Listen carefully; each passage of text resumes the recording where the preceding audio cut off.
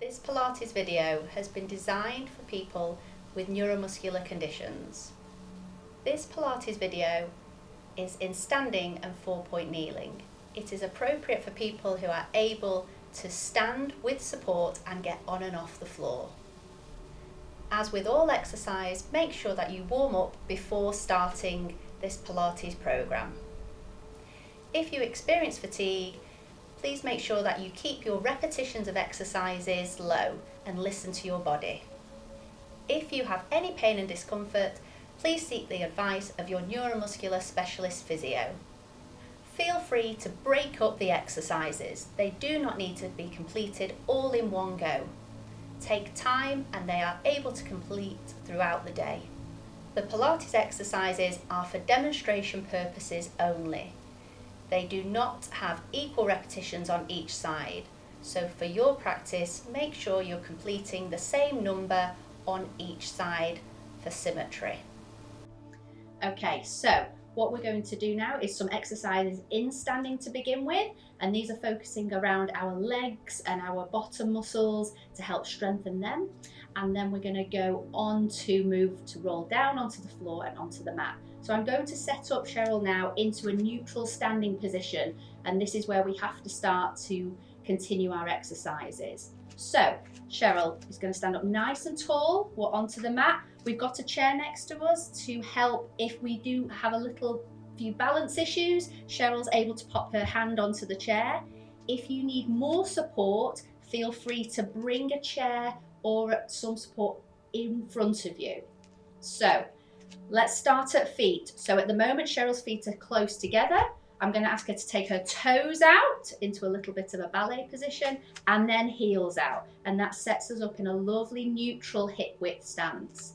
I want Cheryl to have her legs nice and straight but soft, not snapped back.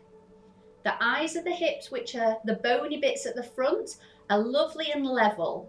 So we want them to be in the middle, lovely and level, not one side raised up at all, so a nice level hip positioning.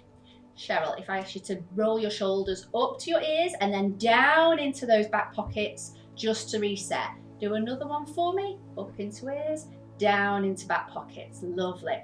And we want to make sure that our head is on top of our shoulders so that the head isn't coming forward. So bring it that your ear is in line with your shoulder, ensuring that your head is well supported. Fantastic. So to start with, we're going to do some heel raises.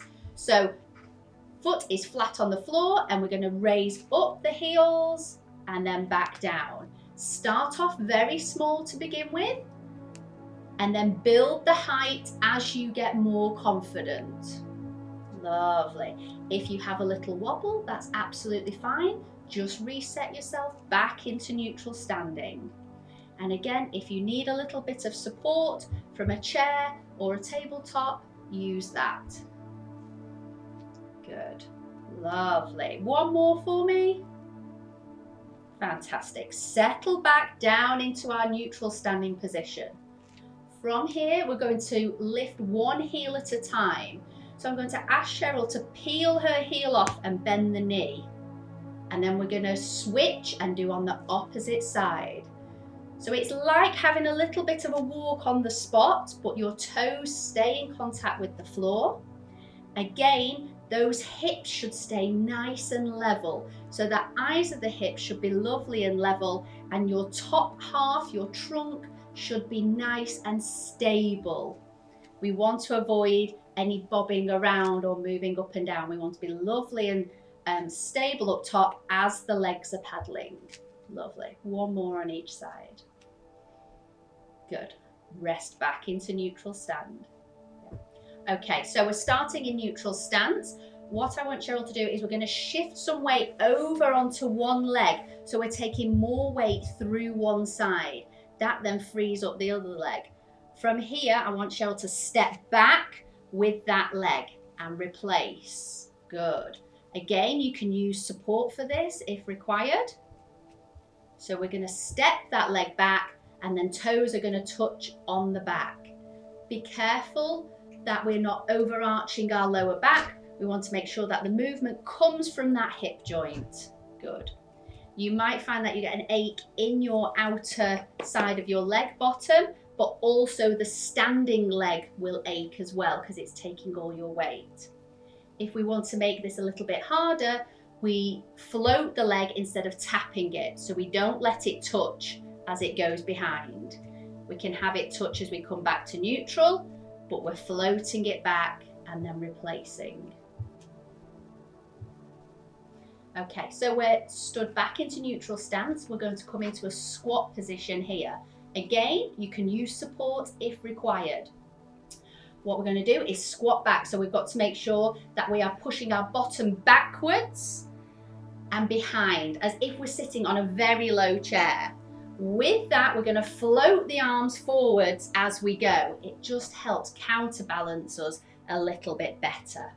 Lovely. So again, making sure that the bum is coming back, the knees are going forwards and over the toes. We want to make sure that we keep that hip width gap in between our knees. Lovely. Head stays nice and high. Back is lovely and relaxed. Good. One more for me. Fantastic. Good.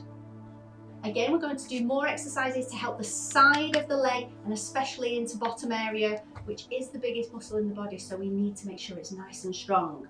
Cheryl's going to use a chair, and if you need that support, by all means have something solid to hold on to. Again, let's set up into neutral stance, so toes out, heels out. Lovely, and everything is in neutral. From here, I'm going to ask Cheryl to take the outside leg out to the side and back in. Lovely. The other hand can come onto the hip if that feels more secure. And again, it doesn't matter if the toes are flexed or pointed. What matters is that we're getting that lovely crease into the hip here, and we should be working outside of the leg thigh. Good. Be careful with this, that the trunk stays nice and still and that we're not moving into the side of the body here. It should be the crease into the hip. One more for me. Good. To make that exercise a little more difficult, we're going to take the leg forwards and round in a D shape, which is a harder form of the exercise. So Cheryl, outside leg, let's take it forward, and then you're going to draw that semicircle or a D onto the floor and return to neutral. Again, repeat. Lovely. Same as before, we want that crease into the leg. We want to make sure our trunk is nice and stable and solid into neutral. We might have some ache in the standing leg because that's taking all our weight through it, and we should have some ache into the side of the moving hip. Lovely. As part of this standing sequence, we're going to do a little bit of movement in the upper body arm area. So again, make sure you're setting yourselves up into neutral stance.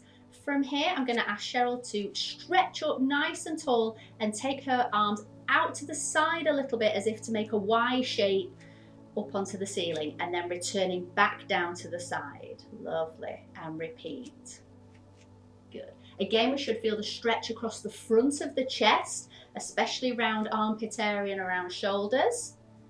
We want the shoulders to do the moving, not our lower back arching. So make sure that your lower back and spine stays in neutral. It's a nice normal position.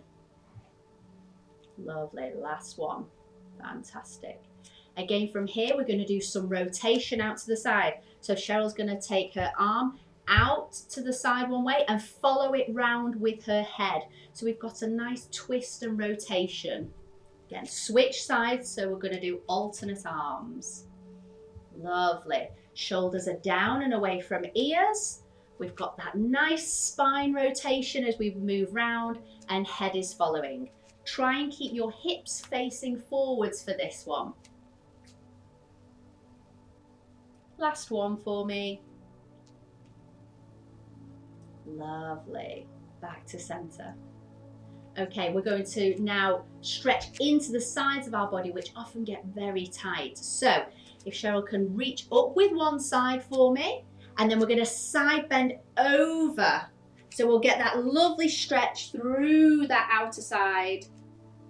Return upright and then release the hand down. Switch sides for me. And again, going over, so we get a lovely stretch down the side of the body, and we'll do alternate arms. If we really want to work with our breath, we can take a big breath in as the hand goes up, and then a lovely big breath out as we stretch over the side. Lovely. So we want to come onto the floor in a moment to continue our practice, but to get there we're going to do a lovely roll down, which is great for opening up our back and helping with the back of the legs, stretching out those hamstring muscles. So make sure you're in neutral stance again, toes out, heels out, everything nice and relaxed. We're going to start from the chin, tuck the chin down onto the chest, and we're going to roll forward and bringing your hands closer to the floor. We want to think about the spine curling forward as if each vertebra is opening up on top of one another. I want you to hold it as we hit the floor, or as close to the floor as we can get. And then from there, we're going to roll back up. So we're going to reverse the process, restacking the spine as we come up, shoulders and head, the last one to lift. Fantastic. Let's go again. Chin to chest. Let's roll it down towards the mat. Lovely. We should have quite an intense stretch onto our hamstrings, which is normal. And we're going to hold into this forward fold just to enjoy the stretch into the backs of the legs. Make sure that head is nice and heavy and relaxed. Let's roll it back up. Tuck the tailbone, rolling back up through the body. Shoulders roll back, head is last to lift. This is the last one, and we're going to come onto the mat from here. When you're ready, chin to chest, let's roll it down onto the mat. We're going to bend the knees slightly and walk the hands out so we're on all fours. So we've rolled down to come onto the mat. From here, we're going to continue our practice in what we call 4-point kneeling. So Cheryl is set up with knees onto the floor and hands. What we want is that hip width gap again in between knees. So I'm going to ask Cheryl to just bring her knees out slightly so her knees are under her hip bones. From here, we want that lovely flat back posture. So again, hips are into neutral, but as if I was to rest a tray of drinks, they wouldn't spill. So we've got that lovely flat back positioning. And hands are under shoulders. So again, we're lovely and supported. Hands are under shoulder. Neck's nice and long, so just be careful that you don't let your head drop too much. So the neck is lovely and long in this position. From here, again, we're going to move the legs and work around the legs and bottom area. This will help us keep them nice and strong. So the leg is going to stretch away from us and go behind. For the first time, we're going to keep it connected to the floor. So we're going to slide the toes away and then bring the knee back under. Lovely. We've popped the band on for extra resistance, but you can do this with or without the band as an option. Good. Lovely. Last one of these. To make this a little bit harder, we're going to stretch the leg away and lift it off the floor. Fantastic. Again, alternate legs. You can choose whether you add the band or not into this. Again, the band will make it harder because you're pushing against resistance. With the leg stretching away, we want to make sure that we are keeping it in line with our bottom and we're not kicking it up towards the ceiling, because this will impact our flat back posture and it will make our imaginary tray of drinks spill over. Lovely. On the next one, we're going to take the leg up and away and we're going to do 5 pulses. So we're pulsing up into the band, and again, this makes it more difficult. So if you want to work harder around our hip and bottom area, that's going to increase the difficulty. Again, we want little pulses from the leg. Make sure we're maintaining our lovely flat spinal posture.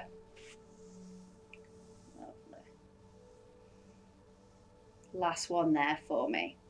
Good. And we bring the leg back in into our neutral 4-point kneel position.